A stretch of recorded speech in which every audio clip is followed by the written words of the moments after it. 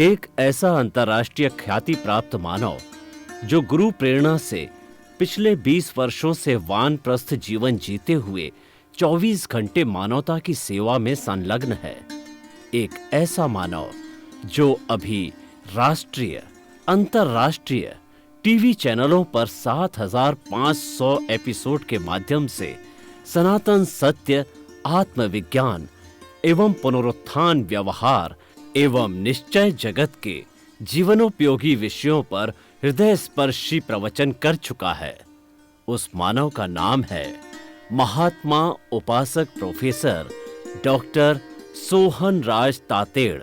Professor Tated द्वारा योग, दर्शन, शिक्षा विषयों पर रचित पीएचडी स्तर के 250 शोध ग्रंथ भारत के 100 प्रतिष्ठित विश्वविद्यालयों में शोधार्थी पढ़ रहे हैं तथा वे सभी शोध ग्रंथ वहां की सेंट्रल लाइब्रेरियों में उपलब्ध हैं।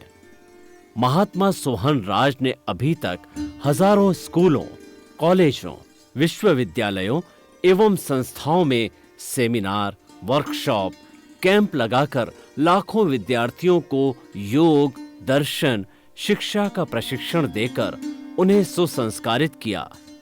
डॉक्टर तातेड़ ने भारतीय संस्कृति उत्थान के 4,000 से अधिक समसामयिक विषयों पर आर्टिकल लिखकर ऑनलाइन जर्नल, पत्रिकाओं, वेबसाइट्स पर प्रकाशित किया, जिसका उपयोग लाखों पाठक कर रहे हैं। उपासक तातेड़ के 5,000 से अधिक आज का सुविचार, आज का शुभ संदेश, आज का मंगल भावना योग आदि चिंतन websites, Twitter, blogger, Facebook, YouTube माध्यमों से लाखों लोग अपना जीवन निर्माण कर रहे हैं। मानवता के मसीहा ऐसे महामानव महात्मा सोहन राज तातेड़ के प्रोफाइल को अभी तक विश्व के 20 लाख दर्शक यूट्यूब पर, 12 लाख गूगल पर एवं लाखों दर्शक फेसबुक, ब्लॉगर, ट्विटर और इंस्टाग्राम पर देख चुके हैं।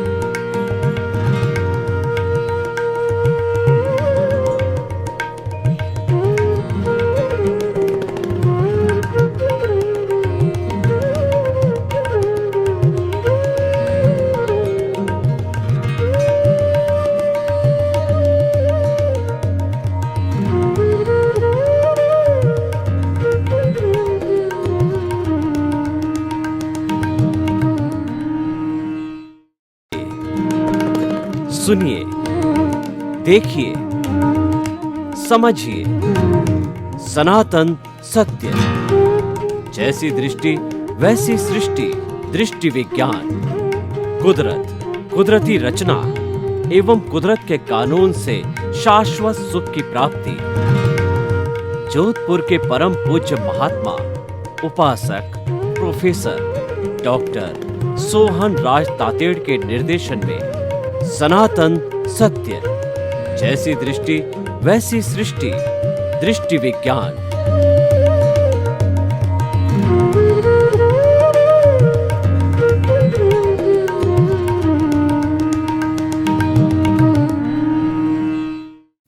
भाइयों और बहनों, मातृशक्ति को नमन। स्टूडियो में आपका हार्दिक स्वागत है, अभिनंदन है, सत्कार है। आत्मविज्ञान, साइंस ऑफ द सोल कार्यक्रम के अंतर्गत हम आपको सही दृष्टि, सही सोच, राइट विजन, राइट थिंकिंग के तहत आपकी जो नकारात्मक सोच है, आपका जो गलत दृष्टिकोण है, उसको हम शुद्ध करते हैं, उसको हम ठीक करते हैं, आपके नज़रिए को बदलते हैं। जब आपकी नज़र को बदलते हैं तो आपका नज़रिया बदल जाता। हम ये दृष्टि विज्ञान है, हम आपकी दृष्टि परिवर्तन करते हैं, उसकी आपकी सृष्टि बदल जाती है। हाँ, ये दिशा का प्रोग्राम है, हम आपकी दिशा बदल देते हैं, आपकी दशा बदल जाती है। सारा कार्य हम अलग अलग विषयों के माध्यम से एपिसोड में दिखा करके और आपके चिंतन को शुद्ध करते हैं, विधायक करते हैं। तो आज का हमारा बहुत ही सुंदर विषय है चेतन और जड़। भाई और बहनों, दो तत्व है। ये सारा ब्रह्मांड, ये पृथ्वी, कॉस्मॉस, दुनिया, वर्ल्ड, संसार, कुछ भी कहिए, ये मात्र दो तत्वों से मिलकर के बना हुआ है। पहला चेतन तत्व है और दूसरा जड़ तत्व है, और ये अलग भी है और इनका मिश्रण भी है, क्योंकि प्योर अवस्था के अंदर चेतन नहीं मिलता है। प्योर अवस्था का जो चेतन है वो तो मुक्त की अवस्था में, मुक्ति की अवस्था में रहता है, और जो बद्ध होता है, बॉन्डेड हो जाता है, वह चेतन तत्व, ये मेरा शरीर है, ये चेतन तत्व है, लेकिन ये बॉन्डेड है, विशुद्ध रूप में नहीं है। और मेरे सामने जो टेबल है, कुर्सी है, लाइट है, कैमरा है, दुनिया की सब चीजें हैं, ये भी शुद्ध तत्व, जड़ तत्व नहीं है, ये भी जो है मिश्रण का जड़ है। अगर हम सबसे पहले हम परिभाषा करेंगे कि जड़ किसे कहते हैं, जिसके वर्ण, गंध, रस, स्पर्श होता है और जो गलन मिलन धर्मा होता है, वह जड़ कहलाता है। जड़ सुख दुख की अनुभूति नहीं करता, और जड़ में कोई चेतना नहीं होती, और जड़ के अंदर प्रजनन नहीं होता, ग्रोथ नहीं होता, अनुभूति नहीं होती, कोई आनंद की चीज नहीं हो सकती है। वह तो मात्र जो है वह परमाणुओं का समूह है। और भगवान महावीर ने बताया, परमाणु की परिभाषा देते हुए बताया कि परमाणु अपने आप में एक शुद्ध जड़ तत्व है, शुद्ध पदार्थ है, शुद्ध पुद्गल है। वह शुद्ध पदार्थ परमाणु कैसे है कि न तो वो आंखों से दिखाई देता है, न किसी जो है वैज्ञानिक की दूरबीन से दिखाई देता है, और न वो किसी को रोकता है, न किसी से रुकता है, और न उसका क्षय होता है, और वो नॉन डेस्ट्रक्टिबल है, उसके और टुकड़े नहीं किए जाते हैं, वो फाइनल टुकड़ा है। वह विशुद्ध रूप के अंदर जड़ तत्व है, परमाणु है। और जब एक परमाणु से दो परमाणु मिलते हैं, द्विपरमाणु होते हैं, दो से चार मिले, चतुर्परमाणु होते हैं, फिर अणु बनते हैं, अणु बन करके और हमारे यहाँ घर, मकान, सड़कें, और ये हमारी लाइट, बिजली, जितनी भी चीज़ें हमारे भौतिक चीज़ें दिखाई देती है, वह सब परमाणुओं का समुच्चय है, और वह सारा जड़ कहलाता है। जड़ हमारा साधन है, और शुद्ध चेतना है वो हमारी साध्य है। और ये जो मेरा शरीर है, ये जड़ और चेतन का मिश्रण है। जो शरीर है वह जड़ है, क्योंकि ये जला दिया जाता है। जब व्यक्ति मुर्दा हो जाता है तो मुर्दा होने के बाद कोई उसे घर में नहीं रखता है, उसको तुरंत ले जा करके शमशान के अंदर जला दिया जाता है। और मुर्दे को घर में रखें तो घर वाले कहने लग जाते हैं कि इसका तो खून पानी बन गया, कीड़े मकोड़े आ रहे हैं, बदबू आ रही है, बीमारी हो जाएगी, तुरंत ले जाओ, तुरंत ले जाओ। 4-6 घंटे या मान लो कोई भी साधन के माध्यम से 1-2-3 दिन रख भी देवे, लेकिन फिर भी उसको जलाया जाता है। तो ये तो प्योर जड़ है। लेकिन इसके भीतर कौन बुला रहा है? मैं बोल रहा हूं भाषा से, ये बुलाने वाला कौन है? ये बुलाने वाला शुद्ध चेतन तत्व है। और ये शुद्ध चेतन तत्व हर जीवित प्राणी के अंदर होता है। छोटे से छोटा जो हमारा वायरस होता है उसके अंदर भी ये हाजिर होता है। और ऐसा कहा जाता है कि where there is a shell there is a life, without the shell there is no life at all. और सारे सेल्स मिलकर के किसी भी उस व्यक्ति को बनाते हैं, उसमें चेतना पैदा होती है। चेतना को बनाए रखने के लिए उसमें शेल्स पैदा हो जाती है। सेल्स जड़ है, लेकिन चेतना है वो अमूर्त है। और लेकिन चेतना की हाजिरी है, चेतना की उपस्थिति है, शरीर में चेतना की उस उपस्थिति से मैं बोलता हूँ, खाता हूँ, पीता हूँ, उठता हूँ, बैठता हूँ, चलता हूँ, भागता हूँ, दौड़ता हूँ। ये सब जो है उस चेतन, शुद्ध चेतन स्वरूप की हाजिरी से होता है। अब चेतना किसे कहते हैं? असंख्य चेतनामय परमाणुओं के पिंड को चेतना कहते हैं। और चेतना जड़ की मैंने विशेषता बताई कि उसको कोई सुख दुख की अनुभूति नहीं होती, लेकिन चेतना को होती है। किसी मनुष्य के अगर चाकू मारा जाए तो उसको दर्द होगा, दुख होगा, कराएगा, चिल्लाएगा। और पेड़ जो एकेंद्रीय है, जिसके केवल छाल है, चमड़ी है, उसको भी अगर चाकू मारेंगे तो उसको भी दुख दर्द, क्योंकि उसके जो इंद्रियां नहीं है, उसके बोलने की इंद्रिय नहीं है, इसलिए वो अभिव्यक्त तो नहीं करता है, लेकिन उसको अनुभूति होती है, क्योंकि वो चेतन तत्व उसकी केवल एक इंद्रिय है। और उस इंद्रिय के माध्यम से कई बार हम देखते हैं कि छाल के ऊपर हम चाकू लगाते हैं, उसमें से किसी में से सफेद रंग का, किसी में ग्रीन रंग का द्रव्य पदार्थ निकलता है। तो उससे हम कह सकते हैं अपनी बोलचाल की भाषा में, इस बेचारे के आंसू निकल गए। तो ये उसकी अनुभूति है। इसीलिए जो अनुभूति करता है, सुख दुख की अनुभूति, और जिसके अंदर फीलिंग्स होती है, जिसमें संवेदना होती है, प्रजनन करता है, ग्रोथ करता है, 9 कैरेक्टरिस्टिक है, उसको हम चेतना कहते हैं। विज्ञान उसको कॉन्शियसनेस कहता है। हमारे धार्मिक ग्रंथों में चेतना की 9 कैरेक्टरिस्टिक मानी गई है, ग्रोथ इत्यादि। और वो कॉन्शियसनेस की जो है वो 9 कैरेक्टरिस्टिक को विज्ञान भी मानता है। विज्ञान चाहे आत्मा शब्द बोले या ना बोले, लेकिन वो कॉन्शियसनेस कहता है। कॉन्शियसनेस वही है जो हमारा चेतन तत्व है। तो ये ब्रॉड चीजें दो हो गई, एक चेतन और जड़ है, और शरीर है, उसका मिश्रण है। मिश्रण हम देखना चाहते हैं तो शरीर एक बहुत उसका सुंदर उदाहरण है। ये मिश्रण है और ये मिश्र चेतन है। इसका मतलब ये है कि चेतना के हाजिर होने के कारण हाथ घूमता है और सिर घूमता है, आंखें जो है पलकती है और हृदय धड़कता है, और हमारे शरीर के जितने भी सेल्स है, टिश्यूज है, ऑर्गन्स है, सिस्टम है, सब काम करते हैं, क्योंकि उसमें मालिक की हाजिरी है, प्रभु की हाजिरी है, और शुद्ध चेतन तत्व की उसके अंदर हाजिरी है। तो ये हमारा चेतन और जड़ की बात हुई। अब सवाल ये है कि ये जड़ और चेतन की इतनी बात करने का अर्थ क्या है? इसका अर्थ यह है कि मनुष्य एक सामाजिक प्राणी है। वो समाज के बिना 1 मिनट नहीं रह सकता है, क्योंकि रोटी, कपड़ा, मकान, शिक्षा, चिकित्सा, हर जीवित मनुष्य की 5 मूलभूत आवश्यकता है, उसकी पूर्ति समाज से होती है। मैं आपको प्रश्न करना चाहता हूं कि हमको रोटी चाहिए, तो क्या आप फूड ग्रेन्स उगा सकते हैं? आपके पास में खेत है या इतना साधन है, एक व्यक्ति, एक परिवार क्या वो कर सकता है? वह नहीं कर सकता है। आपको दूध की आवश्यकता होती तो क्या आपने घर पर जो है गाय और भैंस बांध सकते हैं? आपको जो है कपड़े की आवश्यकता होती, क्या आप सूत के लिए, सूत बनाने, कपास बनाने के लिए आप जो है खेती कर सकते हैं? अकेला व्यक्ति क्या क्या करेगा? इसीलिए कहा है कि परस्परोपग्रो जीवनाम, हमारा सामाजिक जीवन है वो परस्पर सहयोग का जीवन है, रिलेटिव जीवन है।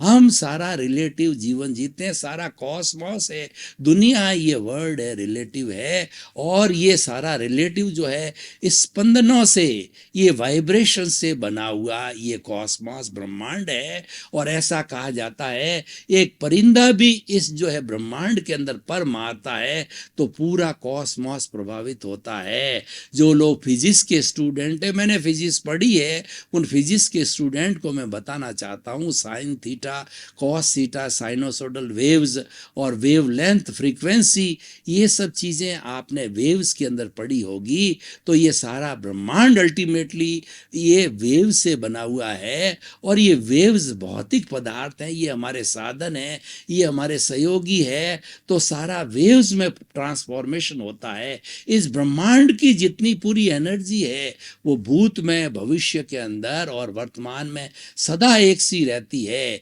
मान लीजिए हम पूरे ब्रह्मांड की एनर्जी को ई कहते हैं, तो आइंस्टीन ने एक सूत्र दिया, E इक्वल टू mc²। ई मतलब पूरे ब्रह्मांड की एनर्जी और m का मतलब मास, c का अर्थ है कांस्टेंट होता है। तो ये जो एनर्जी किसी भी समय के अंदर कॉस्मॉस में पूरी एंड नहीं होती, समाप्त नहीं होगी, कन्वर्शन होता है, रूपांतरण होता है, ट्रांसफॉर्मेशन होता है। ठोस द्रव में बदलता है, द्रव गैस में बदलती है, गैस वाइब्रेशंस के अंदर बदलता है। जैसे कि हमारा पानी है, उस पानी को हम ठंडा करते हैं तो बर्फ बन जाता है, ठोस बन जाता है, और पानी को जब हम उबालते हैं तो भाप बन जाती है, और भाप आगे जाके वाइब्रेशंस बनती है। मैं बोल रहा हूँ, ये सारे वाइब्रेशंस में बदलती है। वाइब्रेशंस का जगत है, मेरा बोलना, एक एक शब्द इस ब्रह्मांड के अंदर समाया हुआ है। वो आपके टीवी में आता है, मोबाइल के अंदर आता है, इलेक्ट्रोमैग्नेटिक उसकी वेव्स बनती है, और पूरा वैज्ञानिक सिस्टम के द्वारा वो आज हमारा पूरे इंटरनेट के माध्यम से, पूरे हमारे दूरदर्शन के माध्यम से जो है, वो हमारा सैटेलाइट के माध्यम से पूरे विश्व में जाता है। और सैटेलाइट जो है हमारे 210 कंट्री है पूरे विश्व में, तो सैटेलाइट पूरा जो ऊपर हमारे आकाश में है, उसमें हर कंट्री का अपना अपना कोड है, अपना अपना घर है। तो हम जो कोई भी किसी भी कंट्री के अंदर जो है कि हमारे बैठे रिलेटिव से बात करते हैं, तो सबसे पहले हम उस कोड में जाते हैं, उस कंट्री के कोड में जा कर के, और जिसका हम नंबर मिलाना चाहते हैं हमारे रिलेटिव का, वो उससे कनेक्शन होता है। ये पूरा सारा वाइब्रेशन से होता है। मैं ये कहना चाह रहा हूं कि सारा जगत वाइब्रेशंस का है, और वाइब्रेशंस रिलेटिव होती है, और इसलिए हम रिलेटिव जीवन जीते हैं। हम रिलेटिव को भूल नहीं सकते, रिलेटिव बिना हमारा काम नहीं सकता। ये रिलेटिव का जगत है, सारा जड़ का जगत है, लेकिन उस जड़ के जगत में जो फंक्शन करने वाला है वो चेतन तत्व है। अकेला जड़ क्या करेगा, और वो अकेला जड़ किसके लिए उपयोगी होगा? वो तो चेतन के लिए उपयोगी होगा। हमारा शरीर है, तभी हम इन चीज़ों का उपयोग करेंगे। रोटी, कपड़ा, मकान, शिक्षा, चिकित्सा, इन सब चीज़ों का उपयोग तो हम करेंगे। ये तो सब जड़ पदार्थ है। तो इसीलिए क्या है कि दोनों का जोड़ा है, दोनों का आपसी रिलेटिव है। तो इसीलिए हमें रियल और रिलेटिव को समझना चाहिए। यहाँ पर पॉइंट ये आके पड़ता है कि जो जड़ पदार्थ है वो रिलेटिव है, और रियल है हमारा चेतन तत्व है, वो हमारा स्वरूप है। वो अनादि अनंत काल से शुद्ध रूप के अंदर एक जैसा है, उसमें कोई परिवर्तन नहीं आता है। वो इटरनल है, हमारा शुद्ध आत्मा प्रभु भगवान है। उसका अनादि अनंत काल से शुद्ध स्वरूप के अंदर नो चेंज एट ऑल। वो सार्वभौम है, वो यूनिवर्सल है, वो शाश्वत है, वो सनातन है। तो ये हमारा जो है दूसरा उपयोगी पदार्थ है, वो जड़ है। वो हमको ये जड़ और चेतन विषय हमने क्यों लिया कि हम हिंसा को समझना चाहते हैं कि हिंसा किसे कहते हैं और अहिंसा किसे कहते हैं। क्या मेरे सामने टेबल पड़ी है, उस टेबल को जो मैं चाकू से, कुल्हाड़ी से तोड़ तोड़ के टुकड़े करूं, तो क्या ये हिंसा है? ये हिंसा नहीं है। ये इन टुकड़ों को तोड़ तोड़ करके हम जो है अपना भोजन बनाते हैं। पुराने ज़माने में चूल्हे में लकड़ी दी जाती थी, तो ये तो अचेतन तत्व है, ये तो जड़ तत्व है। इसीलिए जड़ तत्व को ठोकने से, पीटने से, मारने से, छेदने से, भेदने से किसी प्रकार की हिंसा नहीं होती है। तो हिंसा किस में होती है? जो चेतन तत्व है, एकेंद्रिय, द्वेंद्रिय, त्रिएंद्रिय, चतुरेंद्रिय, पंचेंद्रिय, नर गति, तिर्यंज गति, मनुष्य गति, देव गति, ये सारी गतियाँ और ये 5 इंद्रियों वाले जीव हैं, वो सारे चेतन कहलाते हैं। इनको मारना, पीटना, ठोकना, भेदना, इनके प्रति बुरे भाव रखना, इनके प्रति नकारात्मक सोच रखना और उनको दुख पहुंचाना, ये सारा जो है वह चेतन तत्व को, उसको दुख जितना होता है, किसी भी प्राणी को किसी भी रूप से, मन से, वचन से, काया से, करने से, करवाने से, अनुमोदने से किसी को कोई भी कष्ट पहुंचता है, वह हिंसा है। और उसको रोकना अहिंसा है। हिंसा नहीं करने का मतलब है कि अहिंसा है। तो हिंसा की प्रतिरोधात्मक जो हो गई बात, वह अहिंसा है। और प्योर अहिंसा क्या है किस जैसा मैंने अभी बताया, पुनः बताता हूँ, किसी भी जीवित प्राणी को मन से, वचन से, काया से, करने से, करवाने से, अनुमोदने से 3 इंटू तो 9 कोटिक रूप से जो है हम उसको किसी तरह की तकलीफ नहीं पहुंचाते, वो संपूर्ण अहिंसा है। भगवान महावीर ने जो है ये 2 तरह के धर्म बताए, एक तो आगार धर्म और दूसरा अणगार धर्म। ये सारी बातें मैं क्यों कर रहा हूं, ये जड़ और चेतन का जो वर्गीकरण किया गया वो क्यों किया गया है, हिंसा और अहिंसा को समझने के लिए किया गया है। हमें हिंसा को छोड़ना है और अहिंसा को प्राप्त करना। अहिंसा सब भूय खेमंकरी, अहिंसा प्राणी मात्र के लिए हितकारी, अहिंसा एक माँ है और अहिंसा शून्य धर्म है, वह 0 धर्म है। अगर सारे धार्मिक ग्रंथों में से अहिंसा को निकाल दिया जाए तो वह शून्य हो जाता है। जैसे कि आत्मा शरीर से निकल जाती है तो वो मुर्दा हो जाता है, तो अहिंसा शून्य धर्म मुर्दा है। तो उस धर्म को सजीव बनाने के लिए अहिंसा को समझना जरूरी है और अहिंसा को समझने के लिए जड़ और चेतन, जीव और अजीव, matter and animate and inanimate, इन चीज़ों को समझना जरूरी है। इसीलिए ये हमारा आज का ये विषय लिया गया है। चेतना के कौन कौन से प्राणी होते हैं वो मैं थोड़ा संक्षेप में वर्गीकरण करना चाहता हूँ। एक इंद्रिय, जिसके केवल एक इंद्रिय होती है, स्पर्शन, पेड़ है, पौधा है, और दूसरा जो है हमारे एक इंद्रिय के पृथ्वी काय, अप काय, तेजस काय, वायु काय और वनस्पति काय। ये हमारी जो पृथ्वी है जो कि सॉलिड फॉर्म है, जिसके टुकड़े नहीं करते हैं, ये असंख्य जो है वो चेतनामय परमाणुओं का जो पिंड है, और इनको जो हम निगोद के जीव कहते हैं, ये एक साथ, इनका काय का मतलब शरीर, उनके समूह, ये उनका समूह पृथ्वी है। इसको तोड़ते हैं हम, फोड़ते हैं, टुकड़े करते हैं, जब वो असंख्य जीव मर जाते हैं, वो हिंसा होती है। अपकाय मतलब पानी, झरने का पानी, कुएं का पानी, तालाब का पानी, अलग अलग तरह के पानी है। एक पानी की बूंद के अंदर ऐसा बताया जाता है, वैज्ञानिक लोग कहते हैं 34,000 जीवों का समुच्चय है वो। इसीलिए जो कच्चा पानी है उस पानी को जो है जलाना, उस पानी को जो है वो किसी भी चीज से जो है उसको दुर्घटनाग्रस्त करना जो है वो हिंसा है। पृथ्वी का, अप का, तेजस का, इस तरह से अग्नि है, वो स्वयं अपने आप में जीवों का समूह है। वायु के अंदर थेसेक्स नाम के जो है वायरस होते हैं, वो भी समूह है, वायु स्वयं है। और वनस्पति तो हमारे सर जगदीश चंद्र बसु ने जो है बहुत ही पहले सिद्ध कर दिया था कि वनस्पति एक इंद्रिय है, जिसके मात्र स्पर्श इंद्रिय है, जिसके मात्र चमड़ी है, और उस चमड़ी के माध्यम से वो कर्मों का अर्जन करता है, भोग करता है और सुख दुख की अनुभूति करता है। द्वेंद्रिय होता है, वो 2 इंद्रिय वाला होता है। 2 इंद्रिय का मतलब स्पर्शन और रसन। उसके मुंह होता है, उसकी जीभ होती है, जैसे लट है, गिंडोला है। वह त्रषकाय होता है, वो द्वेंद्रिय से पंचेंद्रिय तक के हिलते डुलते हैं, लट गिंडोला हिलते डुलते हैं। और जब उसके मुंह है तो उससे छोटे जो है जीवों को खा करके वो अपना भोजन करते हैं और भाषा भी बोलते होंगे, क्योंकि मुंह है तो अपनी भाषा बोलते हैं। लेकिन हम भाषा को समझ में नहीं आती है। जो जितने भी पशु पक्षी प्राणी हैं इनकी भी भाषा होती है, पर इनकी वोकेबुलरी जो होती है वो बहुत लिमिटेड होती है। मनुष्य के जितनी वोकेबुलरी नहीं होती कि असंख्य असंख्य शब्द जो है वो एक 26 A to Z जो है वो हमारे इंग्लिश के वो शब्दों से असंख्य, और 1 से 10 तक की संख्या में असंख्य असंख्य संख्या या असंख्य शब्द बन के वोकेबुलरी बनती है।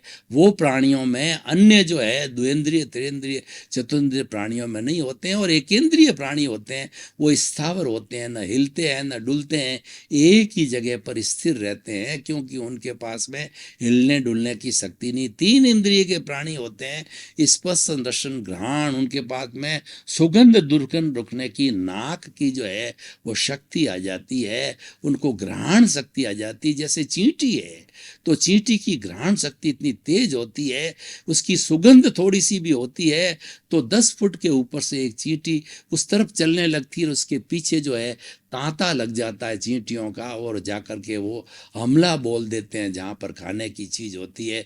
चतुंद्री वाले होते हैं वो, जैसे कि मच्छर है, मक्खी है, उनके क्या है आंख और जुड़ जाती, कान नहीं होता है। और पंचेंद्रिय जीव होते हैं, उसके संपूर्ण 5 इंद्रिय होती है, स्पर्शन रसन घ्राण चक्षु श्रोत्राणी इंद्रियाणी, और वह संपूर्ण होता है। और इसके अंदर 2 कैटेगरी है, हमारे जितने पशु पक्षी हैं वो भी पंचेंद्रिय है, जैसे मछली है, गाय है, भैंस है, और दूसरा जो है आपका कबूतर है, उड़ने वाले हैं, जलचर है, थलचर है, खेचर है, नभचर है, वो सारे जो है पंचेंद्रिय। लेकिन डेवलप्ड जो है वो मनुष्य ही है, वो संपूर्ण इंद्रिय वाला है, और उसके पास में मन होता है। ये अलग विषय, ये लंबा विषय है कि मन बुद्धि चित्त अहंकार होता है, तो हम उसमें नहीं जाएंगे। हम जड़ और चेतन की बात कर रहे थे। ये 5 इंद्रिय वाले, और 5 इंद्रिय, 1 इंद्रिय से 5 इंद्रिय वाले जीव है। ये नरक गति, तिर्यंच गति, मनुष्य गति और देर गति अपने अपने कर्मों के अनुरूप, अपने अपने आयुष्य के बंधन के अनुरूप जो है, अगर इसने बहुत बड़ा पाप किया है और पंचेंद्रिय का वध किया है, बड़ा पाप है, और नरक गति में जाता है। झूठा माप तोड़ कूड़ कपट वगैरह धोखाधड़ी करने वाला तिर्यंच के अंदर जो है पशु पक्षी में जाता है। और सरल चेतना वाला जो है वो करुणाशील, दयावान, सरलता वाला, धोखाधड़ी नहीं करने वाला मनुष्य योनि में जाता है। और वो धार्मिक क्रिया करते हैं, संत है, श्रावक है, जो हमेशा धर्म के पक्ष में होते हैं, धर्म का अनुसरण करते हैं, वो लोग जो है वो देव गति में जाते हैं, देवता बनते हैं। तो भाई और बहनों, मैं ये कहना चाहता हूं कि मैं आज इस एपिसोड को जो है निष्कर्ष की भाषा में ओपन टू द ऑडियंस करूं, तो मैंने चेतन और जड़ का इतना बड़ा विवेचन किया है। ये विवेचन क्यों किया, इतनी बड़ी क्या उपयोगिता थी, और इतना विवेचन क्या वायबल है, क्या जो है ये समाज के लिए, मनुष्य के लिए उपयोगी है, और क्या ये रिलीवेंट है, क्या इसकी कोई भी सोशल यूटिलिटी है। तो मैं निश्चित तौर पे बड़े जो है वो आत्मविश्वास के साथ कहना पड़ता चाहूँगा कि जड़ और चेतन के समझे बिना हिंसा अहिंसा नहीं समझी जाती है, और हिंसा अहिंसा को समझे बिना धर्म को नहीं समझा जाता है। धर्म को समझे बिना जो है हमारा ये मनुष्य जीवन व्यर्थ है, हम मुक्ति को नहीं जा सकते। हमारी भारतीय संस्कृति में ये पुरुषार्थ चतुष्टय बताते हैं, मनुष्य की लाइफ स्टाइल बताई है कि मनुष्य जीवन प्राप्त होने के बाद में किस तरीके से जिया जाए। तो ब्रॉड क्लासिफिकेशन, हर मनुष्य मात्र जो 7.8 अरब की आज की जनसंख्या है, उन सब के लिए एक ही बात कही है कि पुरुषार्थ चतुष्टय का मतलब काम, अर्थ, धर्म और मोक्ष। काम और अर्थ है हमारे शरीर से जुड़ा हुआ है, हमारी इंद्रियों से जुड़ा हुआ है, हमारे सुख सुविधा से जुड़ा होता है। जब बच्चा युवा होता है उसमें काम की जागृति होती है, और उसमें लालसा पैदा होती है, और कामुकता पैदा होती है। तो काम है, काम से जो है नई संतान की उत्पत्ति होती है, ब्याह होता है, शादी होती है, प्रेम होता है, ग्रस्त जीवन होता है। काम और अर्थ जिससे हमारा सारा साधन चलता है, रोटी कपड़ा मकान शिक्षा चिकित्सा मूलभूत आवश्यकता है, वो अर्थ के द्वारा होती है, अर्थ के द्वारा विनिमय होता है। पुराने जमाने के अंदर बार्टर सिस्टम था कि हमने फूड ग्रेन्स को दे करके कपड़ा खरीद लिया। मेरे पास में कपड़ा है तो कपड़ा बेच करके सोना खरीद लिया, मेरे पास में सोना है तो सोने को बेच करके मकान खरीद लिया, और मेरे पास के अंदर कोई भी जो है वो सब्जी है तो सब्जी को बेच करके और मैंने रोटी खरीद ली। इस तरीके से बार्टर सिस्टम था। लेकिन आज सारा मुद्रा का सिस्टम आ गया, डॉलर का, रुपए का, और इस तरीके से सारा अलग अलग देशों की अपनी अपनी करेंसी है, वो अर्थ कहलाता है। उसके माध्यम से हम जीवन की आवश्यकताओं की पूर्ति करते हैं। ये तो शरीर से जुड़ा हुआ है, ये हमारा साधन है, और ये हमारे इंद्रिय जगत से जुड़ा हुआ, व्यवहार जगत से जुड़ा हुआ है। भाई और बहनों, आपका बहुत बहुत धन्यवाद। आप आत्मविज्ञान कार्यक्रम बराबर देख रहे हो। आत्मविज्ञान कार्यक्रम की आप आत्मा हो, और आप देखते रहिए, क्योंकि आत्मविज्ञान से आपका जीवन का निर्माण होने वाला है। आपको नए नए संस्कार मिलने वाले हैं, आपके आत्मा की शुद्धि होने वाली है, आपका अच्छा परिवार बन सकता है, अच्छा देश बन सकता है, अच्छा वसुधैव कुटुंबकम, पूरा विश्व एक फैमिली बन सकता है। तो इसी क्रम के अंदर सर्वे भवन्तु सुखिनः सर्वे भवन्तु निरामया, आपका जीवन आनंदमय हो, मंगलमय हो। आपके प्रति बहुत बहुत शुभकामना।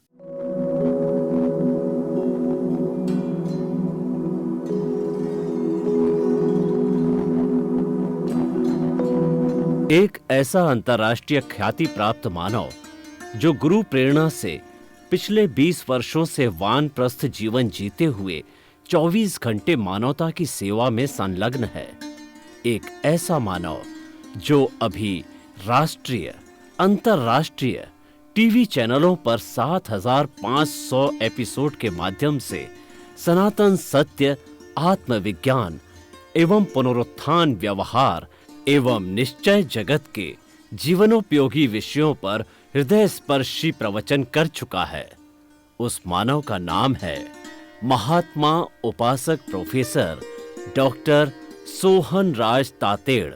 प्रोफेसर तातेड़ द्वारा योग, दर्शन, शिक्षा विषयों पर रचित पीएचडी स्तर के 250 शोध ग्रंथ भारत के 100 प्रतिष्ठित विश्वविद्यालयों में शोधार्थी पढ़ रहे हैं तथा वे सभी शोध ग्रंथ वहां की सेंट्रल लाइब्रेरियों में उपलब्ध हैं।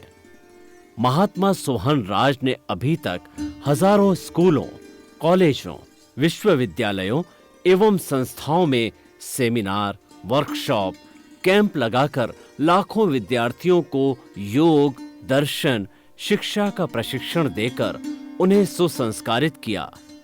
डॉक्टर तातेड़ ने भारतीय संस्कृति उत्थान के 4000 से अधिक समसामयिक विषयों पर आर्टिकल लिखकर ऑनलाइन जर्नल, पत्रिकाओं, वेबसाइट्स पर प्रकाशित किया, जिसका उपयोग लाखों पाठक कर रहे हैं।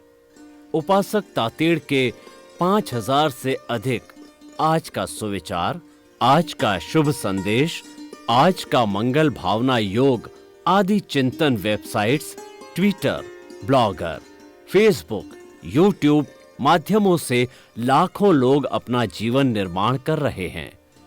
मानवता के मसीहा ऐसे महामानव महात्मा सोहन राज तातेड़ के प्रोफाइल को अभी तक विश्व के 20 लाख दर्शक यूट्यूब पर, 12 लाख गूगल पर एवं लाखों दर्शक फेसबुक, ब्लॉगर, ट्विटर और इंस्टाग्राम पर देख चुके हैं।